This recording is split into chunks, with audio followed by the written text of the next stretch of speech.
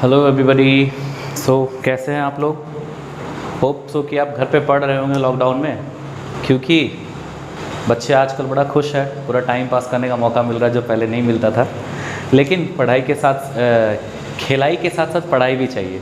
बिहारी में कहते हैं खिलाई के साथ पढ़ाई भी ज़रूरी है।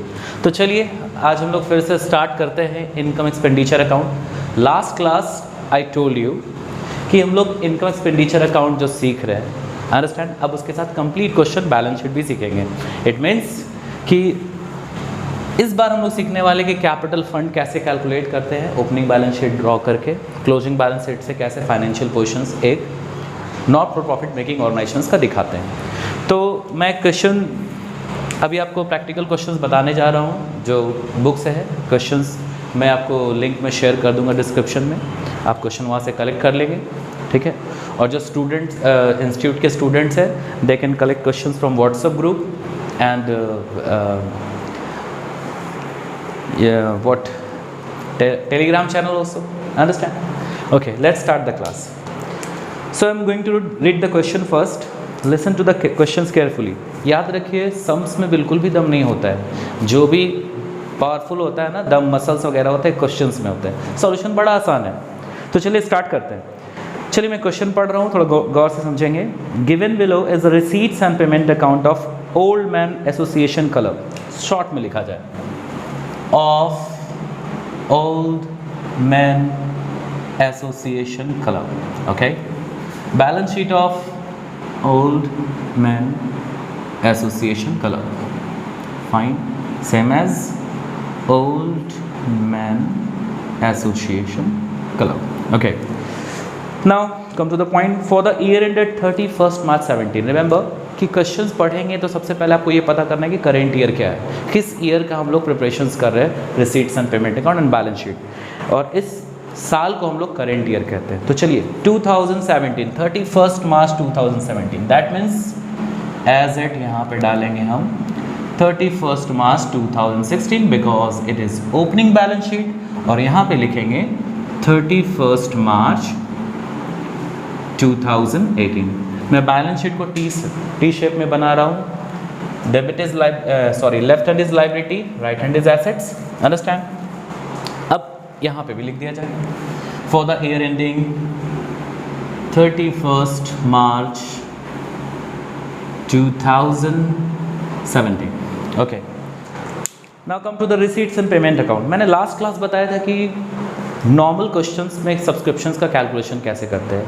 इस वीडियोस में आप देखने जा रहे हैं कि जब नंबर ऑफ मेंबर्स दिया हो क्वेश्चन में तो सब्सक्रिप्शन का कैलकुलेशन कैसे किया जाता है।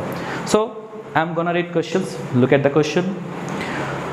To balance BD, receipts and payment account starts with, remember, to balance BD which is called cash in hand. याद रखिएगा ये बैलेंस ओपनिंग बैलेंस शीट का एसेट्स में कैश के नाम से जाता है। तो ये स्टार्ट होता है टू बैलेंस BD से और क्लोज होता है बाय बैलेंस CD से। To balance BD opening balance sheet का कैश होता है और by balance CD closing balance sheet का कैश होता है। चलिए आगे। अब हमारे पास 2 सब्सक्रिप्शन है और सब्सक्रिप्शंस में हमारे पास 3 साल का सब्सक्रिप्शन रिसीव किया हुआ है। Current year is 17 and we have received in 17 subscription for 15-16, पिछले साल का हम लोगों ने रिसीव किया है। 16-17 करेंट ईयर का रिसीव किया है और 17-18 इट मीन्स कमिंग ईयर का रिसीव किया है। Remember, income and expenditure account कहता है कि income related to current year. तो करेंट ईयर का इनकम क्या है, सबसे पहले आप यहाँ ध्यान दीजिए। करेंट ईयर का इनकम 16-17 का है 20,500, अंडरस्टैंड। अब हम आगे क्वेश्चंस पढ़ेंगे, जब एडजस्टमेंट करेंगे तो समझेंगे। डोनेशन क्या है, revenue receipts, income sorry, proceeds from entertainment, income, sales of newspaper, income. अब पेमेंट में आएंगे तो चलिए, salary, revenue payment, expenditure, general expenses, revenue payment, expenditure, entertainment expenses, expenditure, newspaper, expenditure, municipal taxes, expenditure, charities, expenditure, 12% investment. Remember, this is not revenue payment, it is capital payment and that is why 12% investment जो है ये assets है। Okay, electricity charges, expenditure and bye balance sheet. I told you earlier कि by balance sheet receipts and payment account के closing को दिखाया जाता है। चलिए अब एडजस्टमेंट पढ़ा जाए। Prepare income and expenditure account for the year ended 31st March 2017 and the balance sheet as at that date. After taking the following information into account. आपको एडजस्टमेंट को पहले देखना है, उसके बाद क्वेश्चंस को करना है। चलिए सबसे पहले एडजस्टमेंट से स्टार्ट करते हैं। क्वेश्चन में है there are 500 members each paying an annual subscriptions ₹50। कितने मेंबर है? 500 मेंबर है। Okay, number of member is 500। Fine, each paying how much? 50 rupees. It means we have to receive 25,000 during 2017. तो 16-17 में हम लोग को टोटल कितना सब्सक्रिप्शन रिसीव करना होगा? 25,000, क्योंकि 500 मेंबर्स है और 50 रुपीज़ ईच करके पे करते हैं, तो टोटल कितना मिलना चाहिए? 25,000। But we have received by now 16-17 तक हम लोगों ने रिसीव किया है 20,500, तो 20,500 रिसीव किया है। तो इट मीन्स करेंट ईयर में और कितना पैसा बकाया रह गया है? आप कह सकते हैं 4,500। तो चलिए सब्सक्रिप्शन का सबसे पहला ट्रीटमेंट, सबसे पहले ये इनकम है, तो बाई सब्सक्रिप्शंस, मैं एब्रिविएशन यूज़ कर रहा हूँ जगह को देखते हुए। 20,500 स्पेस काफ़ी कम है, plus outstanding 17 stand for current year. Okay, 4,500 is outstanding and that is why total कितना हो जाएगा हमारा? 25,000। Okay, and 500 is still in arrear for 15-16। थोड़ा ध्यान से समझेंगे। कहता है कि हम लोग सब्सक्रिप्शन जो रिसीव किए हैं उसमें से 500 जो है 15-16 का अभी भी बाकी है। मतलब इसका मतलब ये है कि हम लोग जो पर रिसीव किए पिछले साल का 400, उसके अलावा 500 अभी भी बाकी है। तो इसका ट्रीटमेंट कैसे करेंगे, गौर से समझेंगे। सबसे पहले याद रखिए, अगर इनकम बाकी होना तो वो एसेट्स होता है। इनकम बाकी है, ऑब्वियस ही बात है, लेना है तो एसेट्स। तो चलिए कहता है क्या कि 500 स्टील इन एरियर फॉर 15-16। 15-16 का अभी भी 500 लेना है। तो भाई ऊपर कितना रिसीव हुआ था 15-16 में? तो सब लोग देखिए 15-16 में हम लोगों ने ऑलरेडी 400 रिसीव किया हुआ है। 400 रिसीव करने के बाद भी दिखा रहा है कि 500 एरियर है। इट मीन्स पिछले साल टोटल आउटस्टैंडिंग सब्सक्रिप्शन कितना रहा होगा? तो आप समझ चुके होंगे कि 400 रिसीव करने के बाद भी 500 आउटस्टैंडिंग दिखा रहा है सर, तो इट मीन्स टोटल पिछले साल 900 बाकी होगा, राइट? तो चलिए 400 रिसीव कर चुके हैं, 500 अभी भी बाकी है, तो total subscription outstanding previous year का कितना हो गया? 900। ये थोड़ा कंफ्यूजिंग पॉइंट है, तो ध्यान से समझेंगे। अब आइए करंट ईयर में कितना आउटस्टैंडिंग सब्सक्रिप्शन होगा? तो आउटस्टैंडिंग सब्सक्रिप्शन लिख के डैश देंगे। ध्यान दीजिए, सबसे पहले पिछले साल 16 का, चलिए इसको डिटेल में लिखा जाए, 15-16 का पिछले साल का टोटल कितना बाकी रह गया था? 500। क्वेश्चन में गिवन है कि पिछले साल का अभी भी 500 लेना है। ओके, करंट ईयर का कितना आउटस्टैंडिंग है? तो 16-17 का आउटस्टैंडिंग है 4,500। इट मीन्स टोटल अगर हम बात करें कि सब्सक्रिप्शंस करंट ईयर में टोटल कितना आउटस्टैंडिंग है, तो it will be 5,000 rupees. Got it? चलिए come to the second adjustment. इस तरह से हम पूरी तरह से सब्सक्रिप्शन का कैलकुलेशन किए। चलिए बी नंबर एडजस्टमेंट है 1,000 for salary is outstanding. Salary का 1,000 बकाया है। Remember, if there is no information about the current year और previous year, it will be consider as current year. तो यहाँ पे 1,000 सब्सक्रिप्शन जो बकाया है, इसके बारे में मेंशन नहीं कि यह कब का बकाया है, तो हम इसको करेंट ईयर मानेंगे। चलिए ऊपर चेक करिए, पेमेंट में सैलरी कितना है? 5,500। सैलरी क्या होता है सर? सैलरी तो खर्च होता है, तो चलिए सैलरी को खर्च में लिख दे। कितना है सैलरी? 5,500। ओके, प्लस करिए आउटस्टैंडिंग, करंट ईयर का आउटस्टैंडिंग चेक करना हम लोग को। नीचे 1,000 गिवन है सर। ओके, 17, तो 1,000, तो टोटल कितना बाहर हो जाएगा जी? 6,500। Yes, okay. अब ध्यान दीजिए, मैंने बताया कि अगर इनकम बाकी हो तो एसेट्स, तो खर्च अगर बकाया हो तो क्या होगा? फटाक से बताइए। हाँ, यस, लाइबिलिटी। Very good. तो चलिए ये 1,000 कहाँ आना चाहिए? लाइबिलिटी में आना चाहिए, तो हम यहाँ लिख दें। और सर क्लोजिंग में क्यों लिख रहे हो? ओपनिंग में लिखना चाहिए आपको। रिमेंबर, ये करेंट ईयर का आउटस्टैंडिंग है, तो करेंट ईयर का liability, that is why outstanding salary opening balance sheet में 1,000। Got it? Yes sir. Okay, मैं खुद यस बोल दे रहा हूँ, आप लोग ध्यान रखेंगे। चलिए आगे आते हैं। Adjustment number C. Adjustment C क्या कहता है, building stands in the book at rupees 50,000 and it is prepared and it is required to write off depreciation at 5%. कहता है बिल्डिंग हमारे बुक में ऑलरेडी हमारे बुक्स में 50,000 का बिल्डिंग है, तो बिल्डिंग क्या होता है जी, एसेट्स, लाइबिलिटी, यस एसेट्स। तो चलिए बिल्डिंग बुक्स में दिखा रहा है, it means at the beginning of the year we had 50,000 amounting building, okay 50,000 का बिल्डिंग हमारे पास था। आपको अच्छे से पता है कि जो एसेट्स ओपनिंग होगा उसको क्लोजिंग में भी लाना होता है। तो चलिए क्लोजिंग में बिल्डिंग ले आते हैं और बिल्डिंग ले आए 50,000। Do we have any constructions of building, check the payment side, check it. Payment में नहीं, पेमेंट में किसी भी तरह का बिल्डिंग में किसी भी तरह का एक्सटेंशन नहीं है, कोई भी कंस्ट्रक्शन नहीं है, तो इट मीन्स बिल्डिंग में कोई इंप्रूवमेंट नहीं हुआ। But in the adjustment it is given that depreciation charge at the rate 5%। तो चलिए डेप्रिसिएशन लगाया जाए, तो लेस करते हैं डेप्रिसिएशन एट द रेट 5%।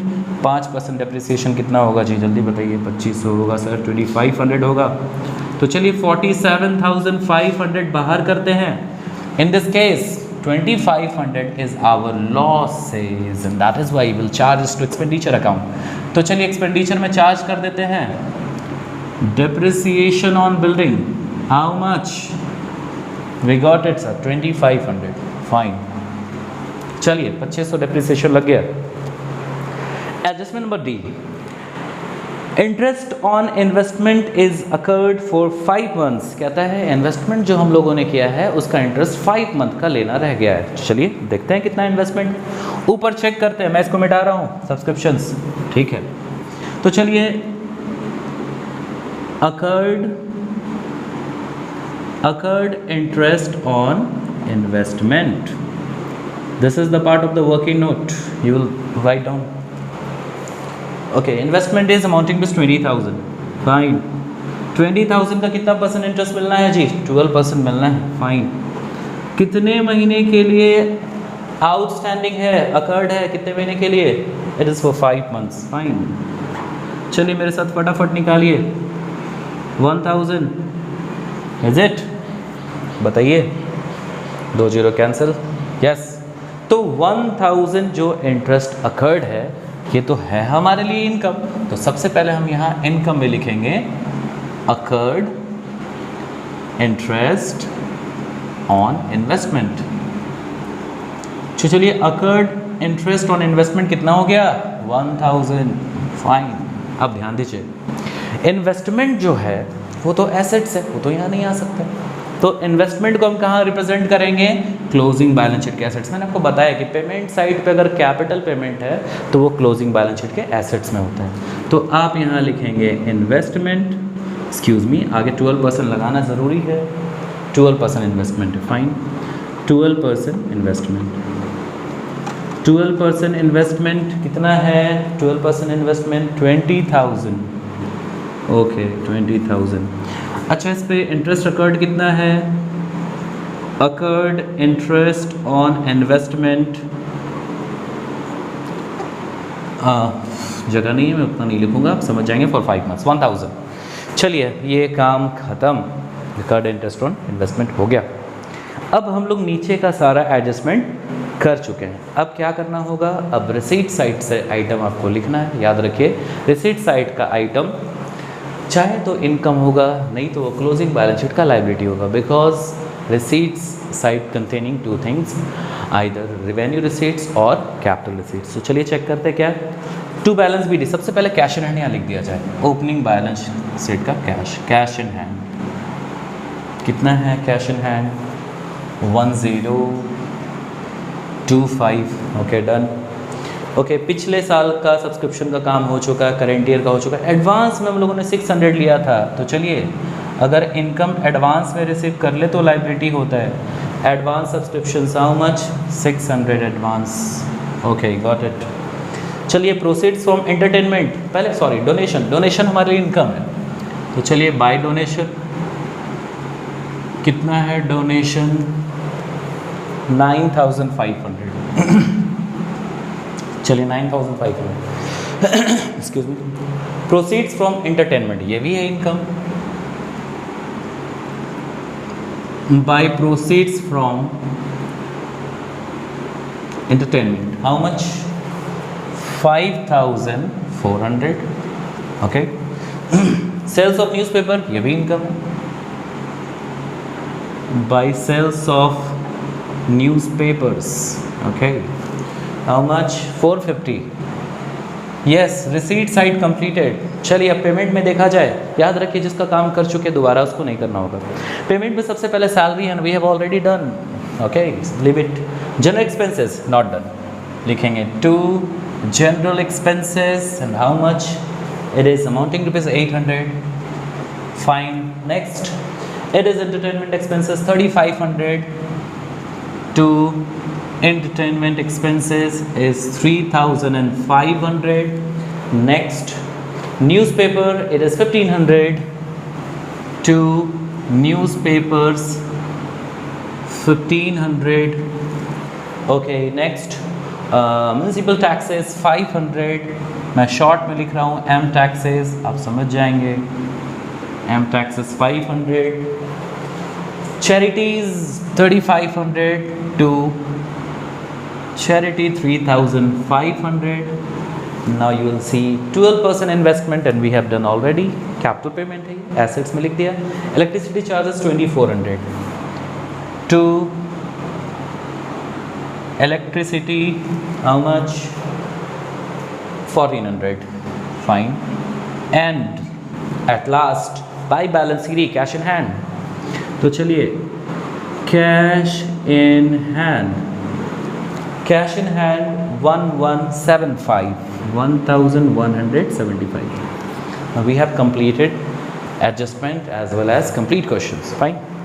अब क्लोज कैसे करते हैं आपको अच्छे से पता है कि सबसे पहला काम हमारा होगा कैपिटल फंड पता लगाना. तो चलिए कैपिटल फंड पता लगाते हैं फटाफट. वीडियो ज़्यादा लंबा नहीं होना चाहिए. 51,925. 51,925. इसे क्या लिखेंगे? देखिए मैं बैलेंसिंग फिगर को ब्लैक से दिखा रहा हूँ. इसे लिखते हैं हम कैपिटल फंड एंड ब्रैकेट में बैलेंसिंग फिगर ना भूलें क्योंकि ये आपको हेल्प करेगा रिवीजन में कि कहाँ से आया है ये. तो कैपिटल फंड सबसे पहले ओपनिंग बैलेंस शीट से कैलकुलेट करेंगे एंड क्लोजिंग बैलेंस शीट के इन कॉलम में लिख लेंगे. Now will think about the income and expenditure. बहुत तेज बोल रहा हूँ क्योंकि वीडियो ज़्यादा लंबा हो जाएगा. ठीक है. तो एक्सपेंडिचर इनकम किधर एक्सीड दिख रहा है आपको? According to me it is income. Income ही अधिक है ना. चलिए इनकम अधिक है तो चलिए इनकम को फटाक से जोड़ा जाए. 41,350. 41,350. बैलेंसिंग करना होगा. बैलेंसिंग करेंगे इट विल बी 21,150. इसे लिखा जाएगा to surplus and you know well bracket में क्या लिखते हैं? Excess of income. Income excess है over expenditure. Yes. And take the surplus to capital fund.